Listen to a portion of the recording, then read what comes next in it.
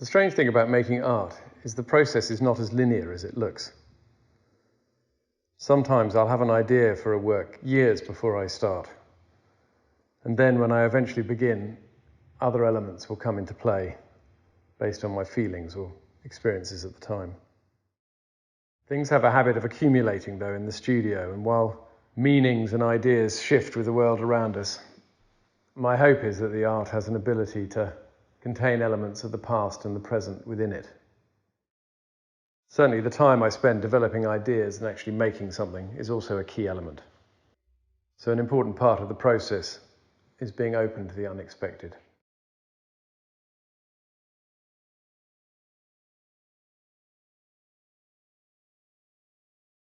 One of the things I wanted to do by bringing a camera into the studio was to try and let you see sculpture in the round, which is obviously everything has a back. And the problem with digital media or even beautiful books is you only ever get to see one image. And I think what's exciting about sculpture is how it is in space. And actually I'm not too intimidated by the lack of access to galleries and internal spaces at the moment, because sculpture, as I've done a lot of in the past, exists very well outside, almost work best in the real world. These are charcoal drawings. These are still unfixed, actually, so you can see the black background is put on with charcoal. Not necessarily in that combination, but I've just got them up on the wall. I may work on them a bit later, may get the one on the right needs to be a little bit blacker, I think.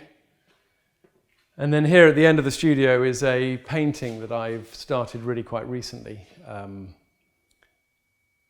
Odd as it sounds, I do occasionally paint, and I've been interested in water and wanting to paint water, and have got a bit lost in the reflections in here.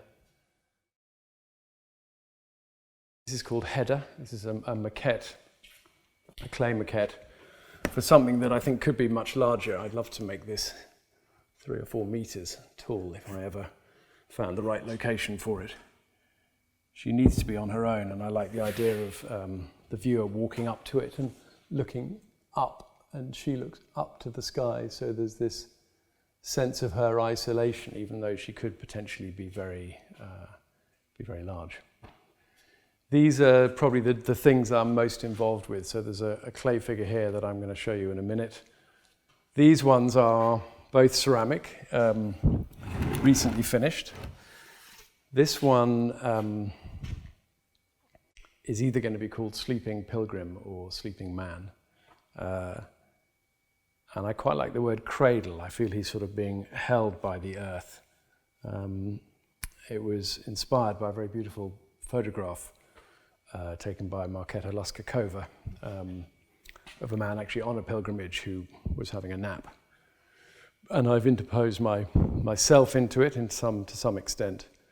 And as I say, I feel he's sort of being held by the ground that he's lying on. This is something I haven't done before, really, in clay, but obviously all the figures come from clay, so the idea that he's emerging from the base or sinking into it. And there's a connection in a way with these leaping figures are the kind of opposite. And I think there's an attempt to do something which I've avoided doing for a long time, which is to the non sequitur of trying to capture movement in clay, in sculpture. And I think there's a kind of youthfulness to these pieces.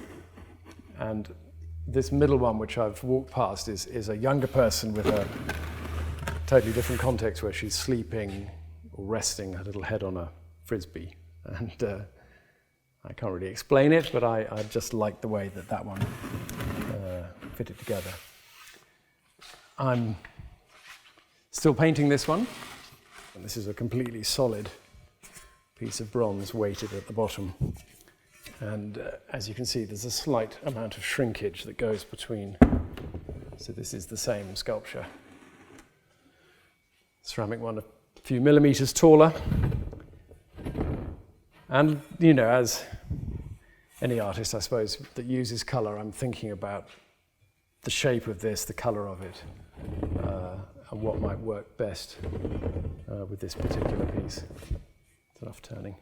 This is a sketch I've been working on recently in little bit of charcoal, mostly Caran d'Ache crayons, which you can lick if you want to get a more painterly type colour. What I love about Caran d'Ache is you can literally, when the colour changes, I can just work in and just literally put down one like paint and pick up another, working from a photograph mostly, and starting to think about the proportions of the sculptures. Nothing I make is ever exactly life-size. I have a slight phobia of mimetic sculpture and painting. Something needs to change, hopefully, through the hand of the artist, and for me, scale has interesting kind of psychological qualities. Charcoal drawings that I've done, there are some behind me. Recently I'm doing these black backgrounds. Because I'm a sculptor, I'm always thinking about the figure in space, and something about dropping the background out really brings the figures out towards me, which I'm enjoying a lot, actually. These are just ceramic, actually, these pieces. The figure was built on the base and then cut off and fired. And then once it's fired, I pin it with a little metal pin, and there he is. I made some figures literally 30 years ago, balancing on one foot, and I was obviously a lot younger. And I'm interested, I suppose, this current body of work in terms of fitting this imaginary self and the real self. So this sleeping figure here, when you have these leaping figures next to this figure, you get that sense of the lived real life and then the internal life. And it's something I'm pushing forward into this piece here. I've been working on this for quite a long time, maybe, I don't know, on and off for 3 months. This is just clay sprayed with water. You see my little modelling tools here, so I'm putting the marks in, slowly building him. And then sometimes I have to cut limbs off, so that's so I can work on the inside of the hand. And then once it's been fired, I will pin it back together. It has an unexpected extra element. I haven't quite worked out what it's going to be doing, but he's going to have something on his chest, like that. And now that is very particular.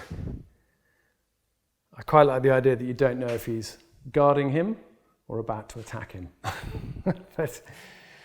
but I don't know whether it's the lockdown or what we've been through. I have very vivid dreams, and often they're about clay and they're about colour and they're about scale. So scale alters and changes.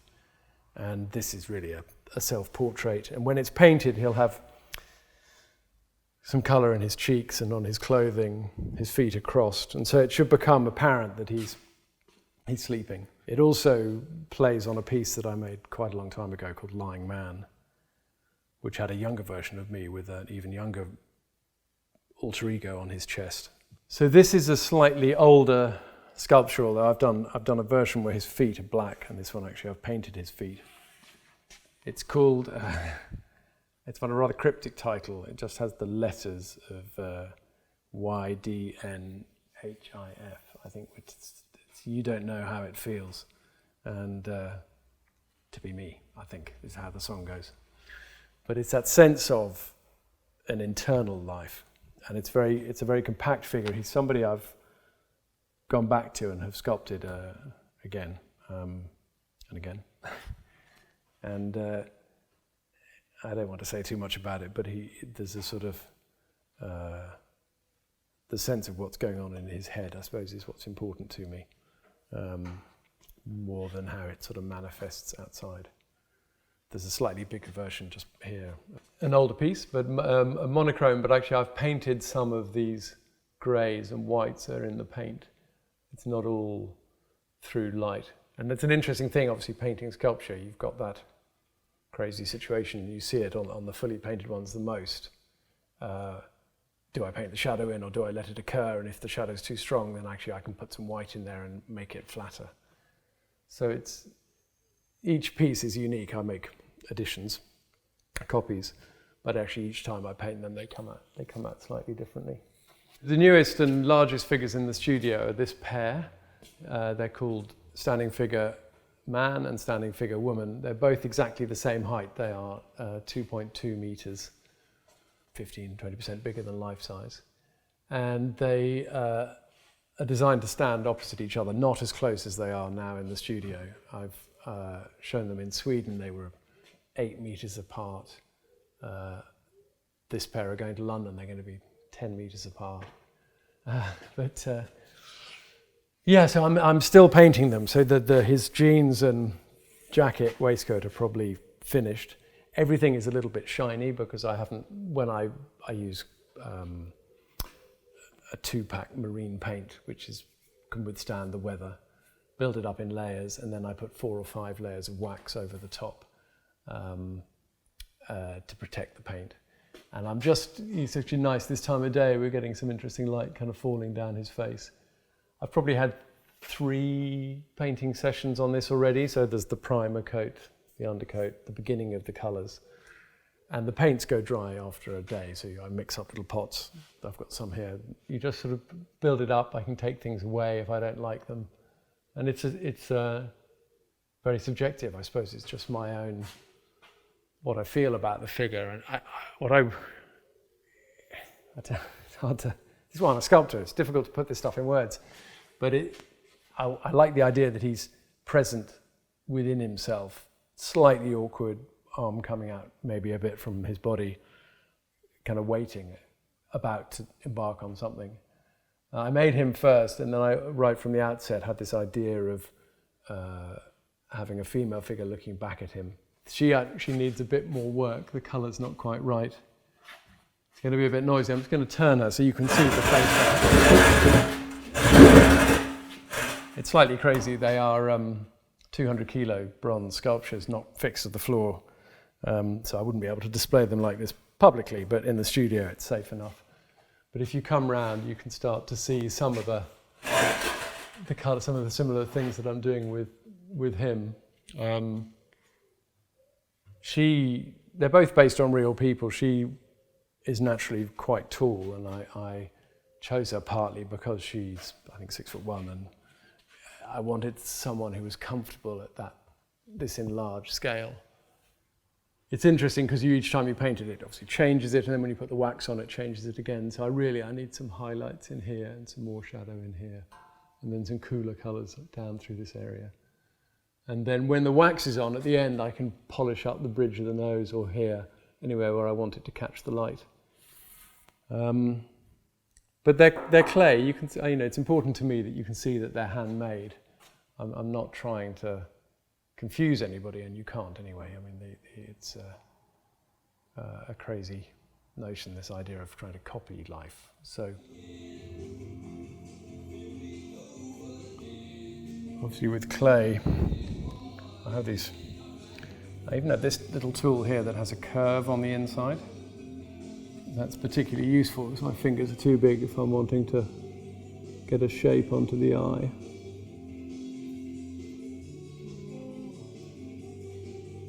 Obviously the light now is very good to kind of work on this side of the sculpture. And then I will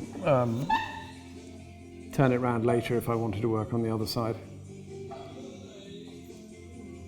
But it's about the sort of decision making, and I'm really using the iPad as a guide more than anything else. If I'm doing the hand, I might literally just have my hand next to it. Obviously it gets quite fiddly inside.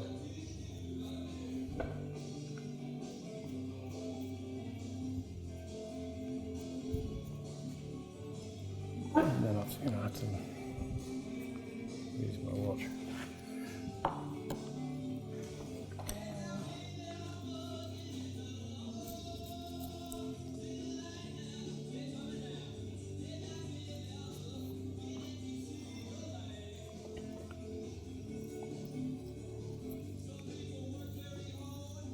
you'll be able to look at it now and go, oh, don't put it there, put it somewhere else. And I can go slightly crazy because you'll think, well, actually, I haven't got enough movement into this bit of the knee. And sometimes I'll wrap up the sculpture so I don't see the whole thing all at once, because my brain tends to jump from the nose to the knee to the toes, and you can go slightly crazy. At no point do I ever start smoothing the sculpture. It's all kind of an investigation of mark making. And it's strange, you know, I'll push along until a sort of, either I can't do anymore, or I'm never totally happy when I stop, but I do stop. And then it'll be fired and I'll forget about it for a while. And then I'll reassemble it and I'll have the fired clay version of this piece in front of me, which is I haven't got an example. Oh, it's this colour. Comes like that.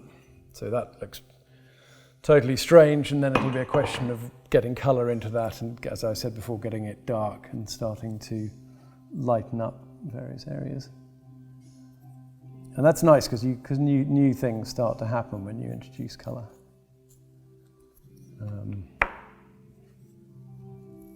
And then I'll take a mould of it so that we can make a bronze copy. That is a royal we. That is, the foundry will make a bronze copy, which I'll check on, obviously, so I'll check on the wax and the metal. But I don't try and cast bronze. It's really a very complex process.